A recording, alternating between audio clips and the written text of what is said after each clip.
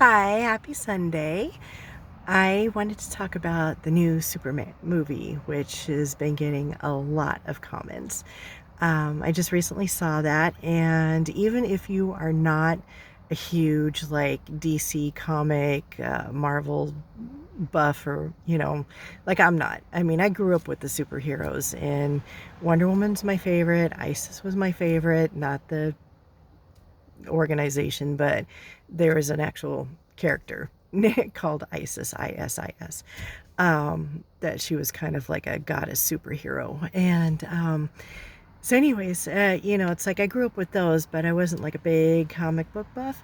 But this new Superman is, it's awesome. So even if you're not, that deep into all of this stuff, it's like you will still very much enjoy it.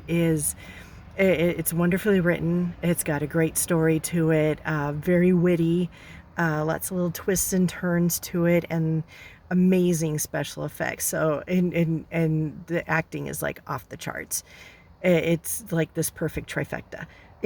So there is no part of you that will ever be disappointed in this film. And my first superhero experience was with Christopher Reeve, and this movie, brings you back to that time. He uh, makes you, there's like this innocence to the character that was brought back. And I love Henry Cavill. Don't get me wrong. I've loved him since Count of Monte Cristo. He is a beautiful, beautiful man, and I enjoy his works. But he was a different kind of a Superman, and not a bad way, but he was what Superman needed to be for those movies. And this the Rachel Bronson makes a wonderful Lois Lane.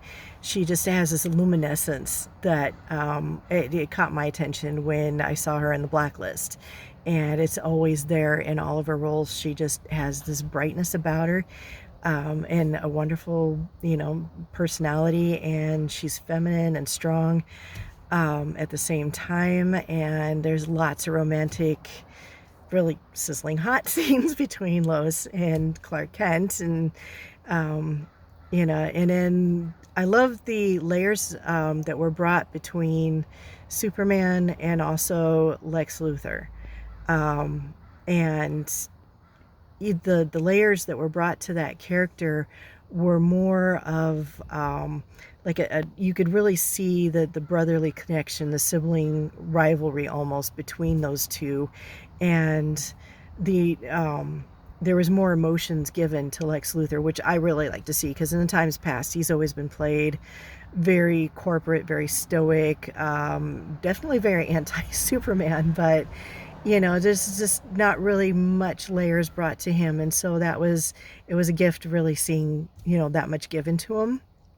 And then, all the other characters that were in there, Mr. Terrific, and especially enjoyed Nathan Fillion's rendition of the Green Lantern. It's like, oh my God, what that man brings to this role. He could totally carry his own, and I hope they really do this, so is make a new Green Lantern movie with him as the Green Lantern.